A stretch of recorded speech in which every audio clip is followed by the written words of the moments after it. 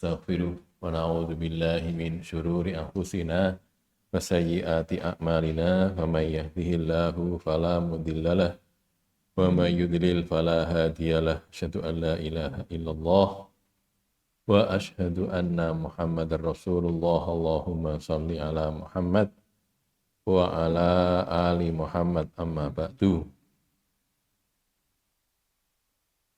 Kajian kita kitab Al-Arba'in An-Nawawiyah, hadis yang ke-13 sekarang, dari 42 hadis. Al-Haditsus Salis Asyara, hadis yang ke-13. An Abi Hamzata, dari Abu Hamzah, Anas bin Malikin, Anas bin Malik. Abu Hamzah itu kunyahnya ya, gelarnya. Radhiyallahu ta'ala anhu, semoga Allah ta'ala meridhoinya. Anas bin Malik itu khatimi Rasulillahi sallallahu alaihi wasallam. Khatim, pelayan, pembantu, pelayannya Rasulullah sallallahu alaihi wasallam. Dari an-Nabi sallallahu alaihi wa alihi wasallam, dari Nabi sallallahu alaihi wasallam, qala, beliau bersabda, Nabi bersabda, la yu'minu ahadukum, tidak beriman salah seorang dari kalian. La yu'minu, tidak beriman ahadukum, salah seorang dari kalian, hatta, sampai yuhibba, dia mencintai, li akhihi, untuk saudaranya, atau milik saudaranya, sampai dia mencintai milik saudaranya, ma sebagaimana yuhibbu, dia mencintai, li nafsihi, untuk dirinya sendiri. Tidak beriman salah seorang dari kalian, salah seorang dari kalian beriman sampai dia mencintai sesuatu yang dimiliki oleh saudaranya. Sesuatu ini kebaikan ya, kebaikan yang dimiliki oleh saudaranya sebagaimana dia mencintai kalau itu jadi miliknya sendiri. Rawahul Bukhariyu wa Muslimun, di sini diriwayatkan oleh Bukhari dan Muslim, muttafaqun alaih. Hadis kok ke-12, salah nggih. Hadis ke-13, 12. Salah tulis. Hadis ke-13 ini dari Arba'in An-Nawawi adalah hadis Anas bin Malik radhiyallahu anhu. Hadis ini termaktub pada Sahih Bukhari, Kitabul Iman, hadis yang ke-13, dan Sahih Muslim, Kitabul Iman juga, hadis nomor 45. Barangkali nanti dicek ya di kitab Sahih Bukhari, di Kitabul Iman, hadis ke-13, di kitab Sahih Muslim, hadis Kitabul Iman juga, hadis yang ke-45. Anas bin Malik adalah putra Ummu Sulaim binti Milhan. Sulaim binti Milhan itu yang dijuluki dengan Ar-Rumaisah. Sesudah sekian lama menjanda dari Malik, Ummu Sulaim menikah lagi dengan Abu Tolhah dengan mahar masuk Islamnya Abu Tolhah. Ini luar biasa nih, keluarga ini memang keluarga beriman, keluarga baik-baik nih. Ummu Sulaim punya anak namanya Anas, suaminya dulu namanya Malik. Terus ketika Malik sudah mati, dan Ummu Sulaim ini kemudian menikah lagi dengan Abu Tolhah. Nah, Abu Tolhah itu awalnya musyrik. Terus Ummu Sulaim mau dinikahi sama Abu Tolhah, Ummu Sulaim bilang, kamu masuk Islam dulu. Kalau masih musyrik, saya tidak bisa menikah sama kamu musyrik. Terus Abu Tolhah masuk Islam. Terus tanya maharnya apa? Kata Muslim, maharnya masuk Islamnya kamu itu maharnya. Masuk Islam sudah jadi suaminya. Itulah Abu Tolhah dan Ummu Sulaim. Abu Tolhah kemudian yang kita kenal dengan kejadian ketika turun ayat lantanalul birra hatta tunfiqu mimma tuhibbun, itu kan ya di Sholihin. Nanti kalau barangkali kita belajar kita dapatkan yang surat Ali Imran itu kan ya, lantanalul birra hatta tunfiqu mimma tuhibbun, kalian tidak akan mencapai kebajikan sampai kalian infakkan apa yang kalian sesuatu yang kalian sukai. Mimma tuhibbun, dari apa yang kalian sukai. Itu Lalu Abu Thalhah ini berkata kepada Rasulullah, ya Rasulullah, Allah sudah turunkan ayat ini. Ali Imran ayat berapa? 90, 92 ya. Ali Imran ayat 92. Allah turunkan ayat inilah. Harta yang saya paling cintai itu Bairuha atau Biruha. Biruha itu nama kebun. Kebunnya itu di samping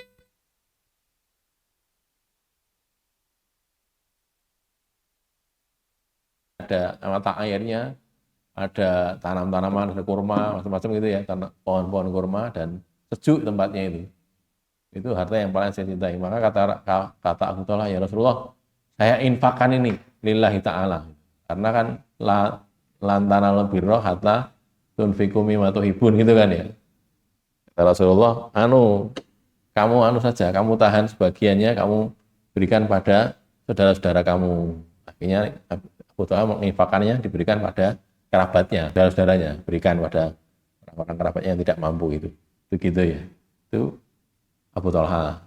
Kalau Ummu Sulaim, lalu ceritanya Anas bin Malik ini, poin ketiga ya, dibawa oleh ibundanya atau ayah tirinya kepada Rasulullah untuk melayani kebutuhan harian beliau untuk mendapatkan ilmu dan berkah dari beliau. Itu nanti ceritanya ada dua ya. Apakah ibunya atau bapak tirinya itu yang bawa. Di prinsipnya Anas bin Malik masih kecil, cilik itu, usia barangkali usia sekitar 10 tahun ya, nanti di hadis yang didapatkan. Sekitar usia 10 tahun itu dibawa pada Nabi, dan melayani Nabi. Ngenger kalau kata orang Jawa itu. Khidmat, ngenger. Jadi melayani Nabi kebutuhan hariannya gitu. Bukan digaji, bukan pelayan pembantu digaji itu bukan.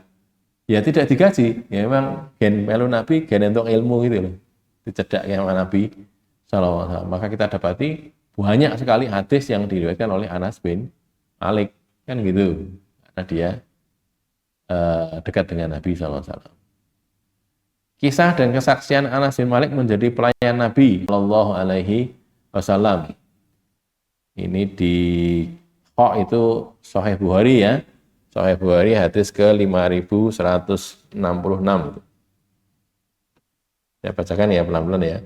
An Ibnu Syihab, dari Ibnu Syihab itu Az-Zuhri. Qala, dia berkata, akhbarani Anas bin Malik radhiyallahu anhu. Anas bin Malik mengabari saya, mengabarkan kepadaku. Annahu, bahwasanya dia Anas, karena adalah ibna asri sinin, anak usia 10 tahun. Ini ceritanya ketika sudah gede gitu loh, bukan 10 tahun itu cerita, enggak. Dulu ini kejadian zaman dulu. Dia cerita kepada muridnya namanya Zuhri, Ibnu Syihab ini. Karena cerita, aku dulu itu usia 10 tahun, Maqdama Rasulullah SAW al-Madinata, Maqdama kedatangan, pada saat datangnya Rasulullah SAW al-Madinata ke Madinah. Rasul hijrah kan dari Mekah ke Madinah. Saat Rasul tiba di Madinah itu Anas bin Malik usianya 10 tahun. Jadi ini orang Ansor, Anas bin Malik ini orang Ansor, bukan Muhajirin ya. Dia tinggal di Madinah sejak awal. Fakana ummahati, maka adalah ibu-ibuku. Ummahat itu jamak dari umun jamaknya ummahat. Ibu-ibuku yuwazibnani, mengajak atau menyuruhku ala khidmatin Nabi, untuk melayani Nabi Shallallahu Alaihi Wasallam. Khidmat itu khodama ya, khodama jadi pelayan, membantu, melayani. Kok dikatakan ummahati, kok ibunya memang berapa? Di bawah itu ada keterangan ya, ummahati ai ummi wa kholati akhawatuha, ibuku dan saudara-saudara perempuannya. Akholati, kholat itu bibi dari arah ibu ya, saudaranya ibu kan. Ummi ibuku dan bibi-bibiku, yang bibi-bibiku itu akhawatuha, istri lagi apa, saudara-saudara perempuan dia, saudara perempuannya ibu, kakaknya ibu atau adiknya ibu yang perempuan. Makanya sebutannya ummahati, ibunya banyak. Sebenarnya ya cuma satu, tapi yang lainnya bule atau bude dari arah ibu. Mereka itu mengajakku, ya yuwadzibnani itu kan ya do'unani astamiru fi khidmatihi. Nyuruhku, ajakku supaya terus-menerus berkhidmat kepada Nabi. Ala khidmatin Nabi sallallahu alaihi wasallam. Fa khaddamtuhu, lalu aku melayani beliau, menjadi pelayan beliau. Khaddamtuhu, aku melayani beliau asyra sinin, 10 tahun.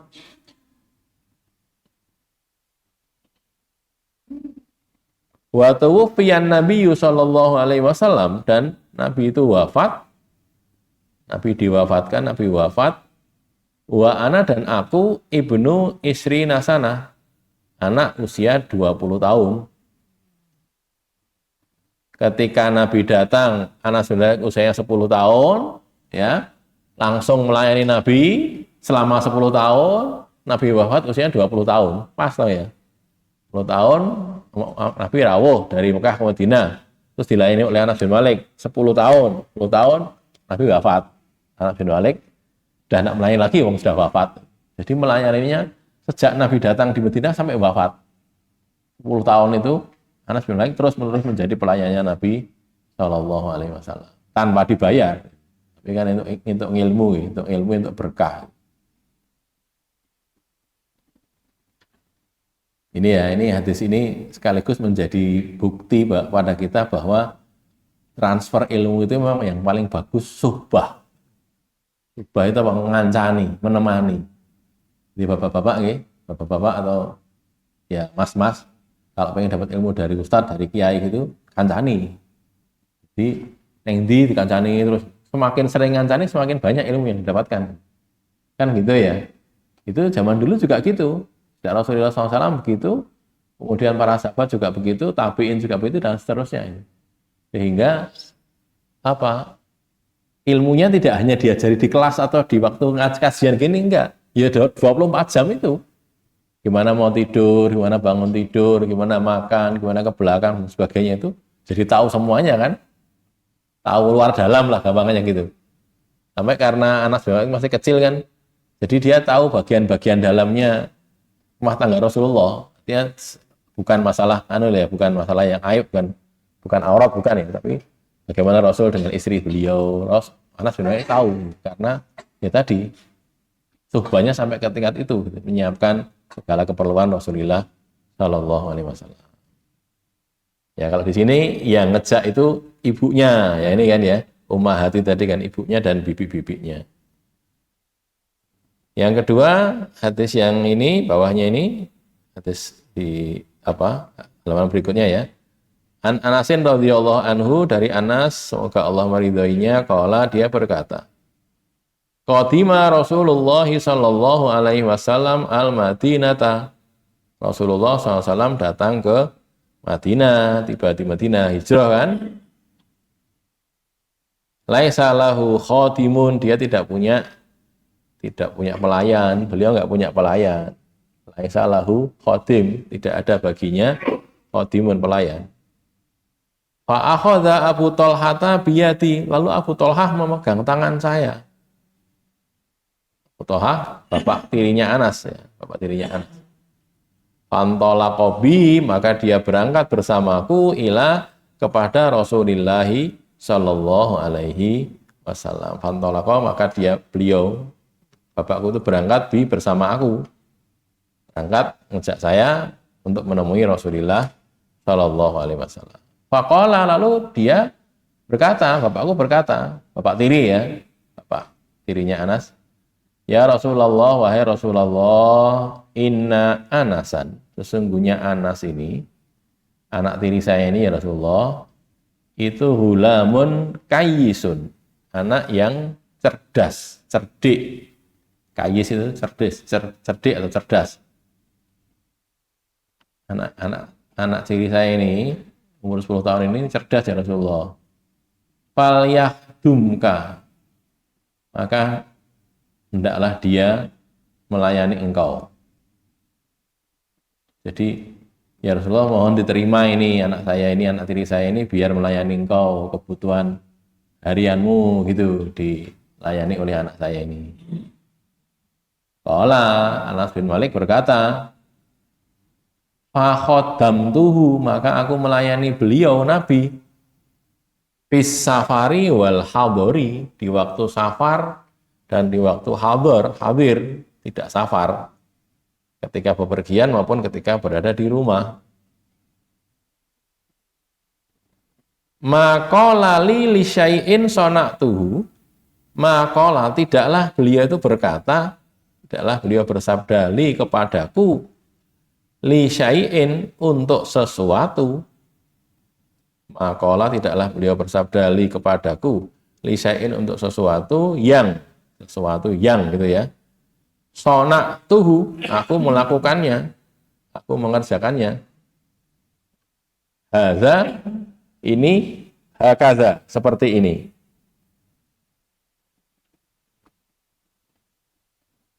Oke, kelewatan ya. Lima sonakta hadza hakaza, saya salah ya. Lima sonakta, mengapa engkau mengerjakan? Lima, untuk apa atau mengapa sonakta engkau mengerjakan hadza ini, hakaza, seperti ini. Ki kok mbok ngenek iki piye? Enggak pernah begitu itu. Ngelokke sesuatu, tidak pernah. Wala li syai'in, dan tidak juga untuk sesuatu yang lam asna'hu, aku tidak mengerjakannya. Wala li syai'in, dan tidak juga untuk sesuatu yang lam asna'hu, aku tidak mengerjakannya. Lima lam tasna' hadza hakadza, mengapa engkau tidak melakukan ini seperti ini? Oh, itu Bukhari ya, Sahih Bukhari di hadis nomor 2768, mim itu Sahih Muslim 2309, 2309. Ini kalau yang di hadis ini, yang ngejak itu Abu Thalhah, bukan Ummu Sulaim, tapi bapaknya, bapak tirinya, dijak Yonas, angkat dengan Nabi, terus disampaikan oleh Rasulullah, ya Rasulullah, anak saya ini cerdas, anak tiri saya ini pintar, cerdas, tolong diterima sebagai pelayanmu ya Allah, melayani kebutuhan sehari-hari, jika ini sandal, mungkin apa yang ambilkan air untuk wudhu dan sebagainya gitu kan ya, siwak, macam-macam itu, biar melayani engkau ya Rasulullah. Terima ada Rasulullah, terima, terus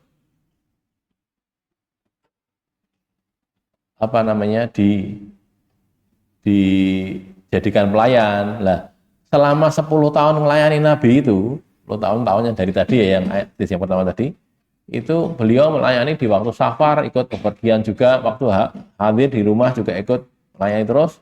Itu tidak pernah Nabi itu ngelok ke Anas, itu tidak pernah. Ngeloknya sesuatu yang dia kerjakan.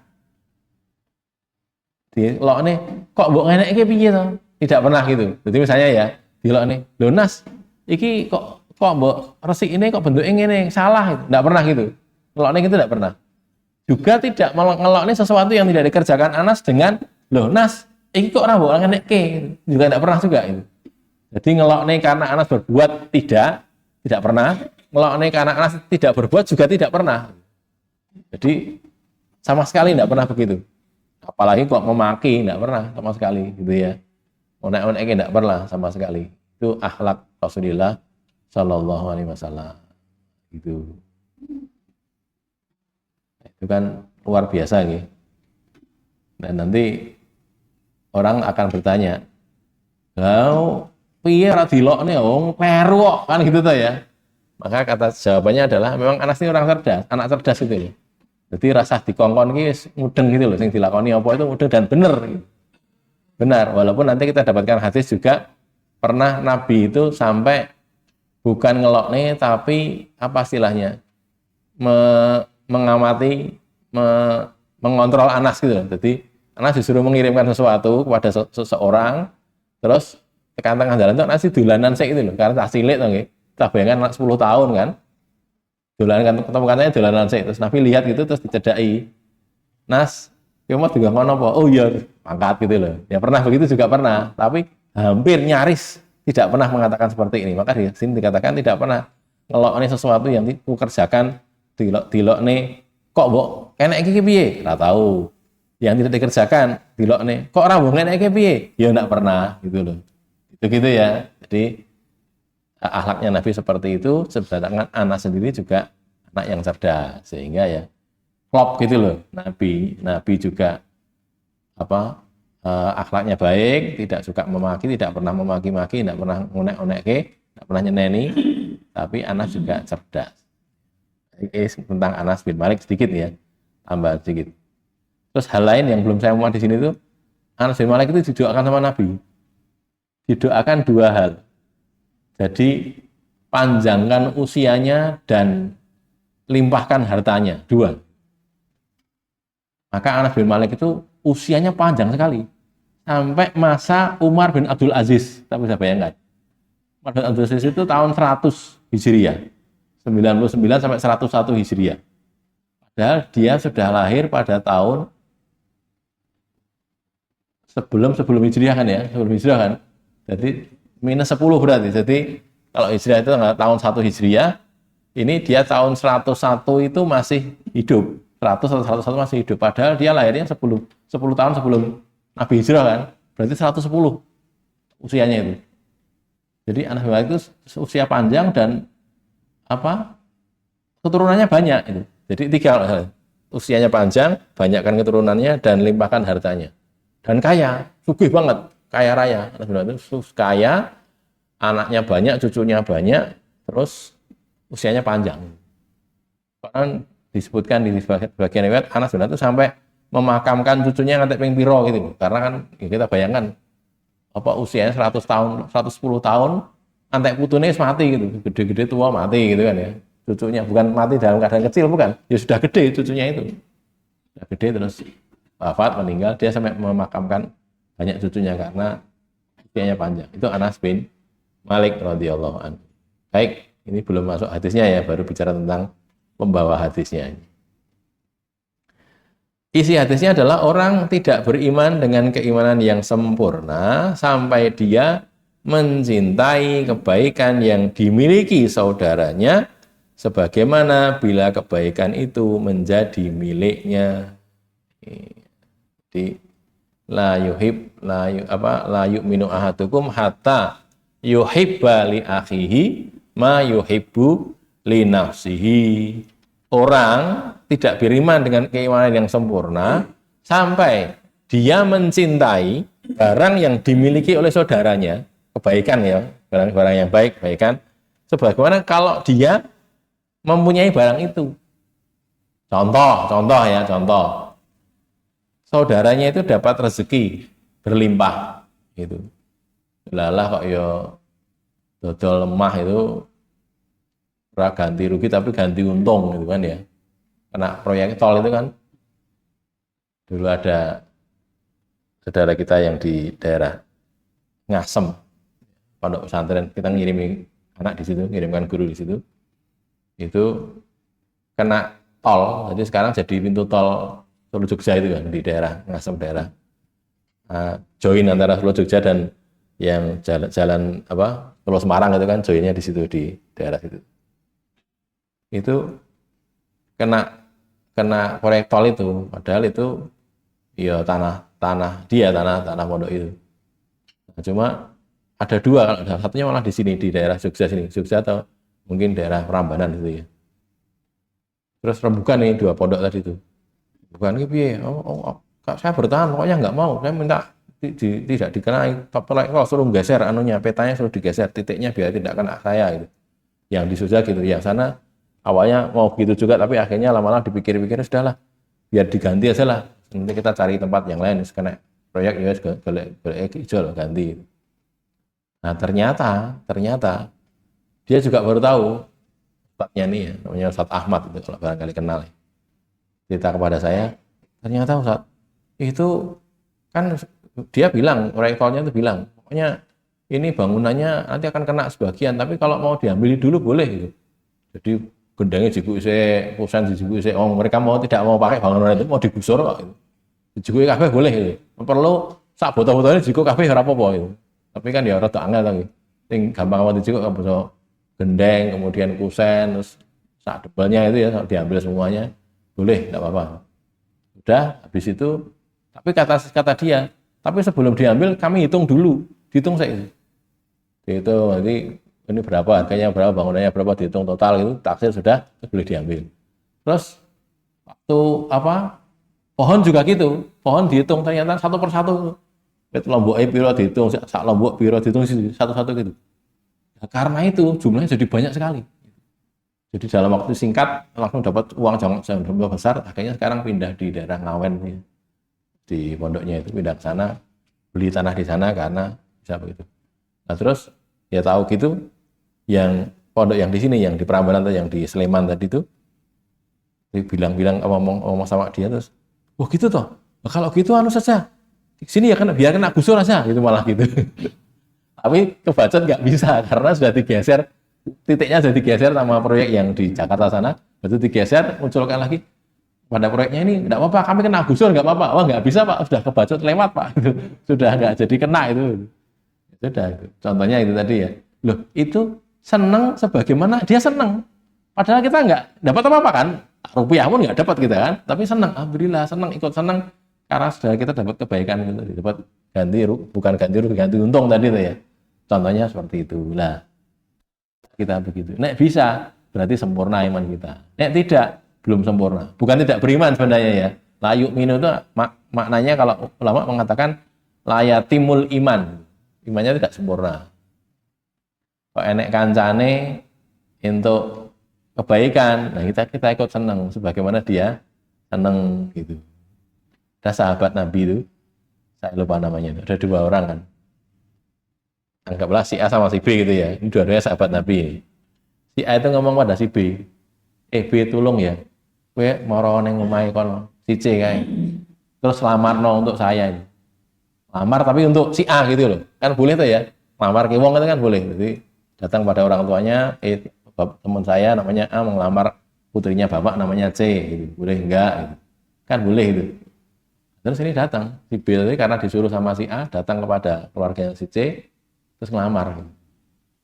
Ngelamar terus rembukan ini, bapak ibunya sama anaknya rembukan, terus dijawab langsung. Jawabannya itu gini, nek yang ngelamar A, kami tolak, tapi kalau yang ngelamar kamu, kami terima. Lebih itu. Jadi dia ngelamar ke wong, tapi sih ditompo malah dia gitu. Jadi gitu. Lho piye iki? Akhirnya dia bilang pada, aduh piye iki aku pekewo karo kowe iki. Aku mbok kon nglamarke dienggo kowe malah di nikahne karo aku iki piye iki gitu kan. Apa kata jawab A itu? Loh kamu enggak usah pekewo sama saya yang pekewo sama kamu. Loh piye ta? Lah wong dia ditakdirkan oleh Allah untuk kamu kok tak lamar. Subhanallah gitu kan. Sahabat Nabi itu bisa bilang begitu tuh. Ora kok nesu ndak. Wah, kowe menggunting dalam lipatan gitu. Apa namanya? Menjegal, menohok taman seiring gitu, tidak begitu. Tapi terima, oh, lah tak dirinya jadi istri kamu kok saya kudunya saya pakai wo, kok tak lamar, kudunya kita tak lamar ke mana, gitu harusnya. Berpikirnya begitu tuh. Subhanallah, sahabat itu bisa begitu. Kan itu angel gitu, buat kan itu. Nah itulah keadaan orang yang imannya sempurna. Lah kita berusaha untuk begitu gitu. Saya yang berbicara, bapak-bapak, ibu-ibu, mas-mas, mbak-mbak, ustadz-ustadz, ustadzah-ustadzah yang mendengar, kita berusaha untuk seperti itu. Kenapa? Karena itulah letak kesempurnaan iman seseorang. Kita gagal, saudara kita berhasil. Kita senang sebagaimana keberhasilan saudara kita itu. Ngono kan tahu susah tadi nih. Kan gitu ya, enggak pernah susah tau kita. Piye barang susah lah. Kancane mesti ana sing berhasil kan. Tak sekolah ini, sekolah. Kancane wong sak wong apik-apik wong Islam kabeh kan ya. Sing kono bisine apik, kene bisine elek, susah to bisine elek. Ini delok kancane bijine apik seneng. Lho kan gitu. Padahal bijine dia elek gitu. Tapi seneng karena apa? Temannya dapat nilai bagus. Lho gitu itu. Susah kan itu, berat kan itu. Nah, itulah kesempurnaan iman seseorang. Berikutnya, orang Islam yang masih mendengki. Ini dengki ini lain lagi ya. Nah, tadi kan cuma seneng saja kan ya. Mendengki saudara sesama muslim yang mendapat nikmat, maka berarti dia belum sempurna imannya. Dengki. Bukan cuman biasa saja, tapi marah gitu loh, anyel, jengkel. Kok dia yang dapat, kok bukan saya? Kan gitu kan, dengki itu kan gitu. Dengki itu menginginkan nikmat yang dimiliki oleh orang lain, dan menginginkan hilangnya nikmat itu dari orang lain. Itu namanya dengki. Bedanya dengan ghibtah, ghabato, ghibtah itu adalah kalau ghibtah itu menginginkan nikmat yang dimiliki orang lain tanpa menginginkan hilangnya nikmat itu dari orang lain. Gitu loh ya. Jadi orang berbuat amal soleh gitu ya, beramal soleh. Kalau orang itu ghibtah, aku juga pengen amal soleh kayak DE. Ning DE ya tetap amal soleh gitu loh. Bareng-bareng beramal soleh, kan gitu. Tapi kalau hasad itu yang pokok bukan menginginkan nikmatnya kepada dia, tidak. Yang penting hilang seko DE gitu loh. Yang pokok itu malah itu. Jadi nikmat itu hilang dari dia. Perkara diberikan kepada dirinya atau pada orang lain tidak soal, tapi jangan dia yang dapat gitu loh. Itu tuh namanya hasad. Itu yang merusak apa? Amalan kita itu gitu. Nanti kita dapatkan hadisnya ya. Jadi kalau orang punya hasad itu nanti kebaikannya kan dimakan oleh hasadnya tadi sampai habis. Seperti api memakan kayu gitu. Ini di hadis berikutnya ini ya. Dengki atau hasad akan memakan habis pahala kebaikan sebagaimana api melahap habis kayu bakar. Cuma hadisnya ini dhaif. Dhaif menurut Al-Albani. An Abi Hurairah anna Nabiyya sallallahu alaihi wasallam qala, dari Nabi sallallahu alaihi wasallam beliau bersabda, "Iyyakum wal hasada." Jauhilah oleh kalian hasad. Iyyakum wal hasada itu larangannya double. Jauhkan kalian dari hasad dan jauhkan hasad dari kalian. Maka bunyinya iyyakum wal hasada gitu ya. Fa innal hasada, maka sesungguhnya hasad itu, dengki itu yakulul hasanat, memakan kebaikan-kebaikan. Kama sebagaimana takulun naru, memakan api itu memakan al-hatoba, kayu bakar. Hasad itu memakan kebaikan, pahala ya, kebaikan orang, sebagaimana api itu makan kayu. Nah, nek kayunya belum habis kan, apinya nggak mati kan, terus sampai kayunya itu habis. Kan gitu ya. Kecuali kalau apinya diguyur air, lain lagi. Tapi kalau didiamkan gitu, akan makan kayu sampai habis. Tapi hadisnya dhaif ya, dhaif indal Albani. Di dal itu Abu Dawud, hadis nomor 4909, di Jimha itu Ibnu Majah hadis nomor 4210, Sunan Ibnu Majah.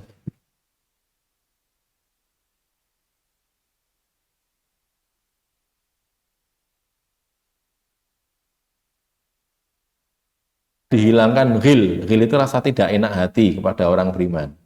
Seperti dalam ayat ini kan, surat Al-Hasyr ayat 10, salah satu surat yang ke-59, A'udzubillahi minasyaitonirrajim, walladzina ja'u min ba'dihim yaquluna rabbana ighfir lana wa li ikhwanina alladzina sabaquna bil iman wa la taj'al fi qulubina ghillan lil ladzina amanu rabbana innaka ra'ufur rahim. Ada kata-kata wala taj'al fi qulubina ghillan lil ladzina amanu. Jangan kau jadikan di hati kami ghil untuk orang-orang yang beriman. Sudah ada? Ini belum datang Pak Yanto. Belum mati azan. Jadi di sini orang-orang yang itu dirasani rawuh nih. Ini kita minta kepada Allah wala taj'al fi qulubina ghillan lil ladzina. Jangan ada ghil di antara kita pada orang-orang beriman. Baik. Qul qouli hadza astaghfirullah li wa lakum alhamdulillahirabbil alamin.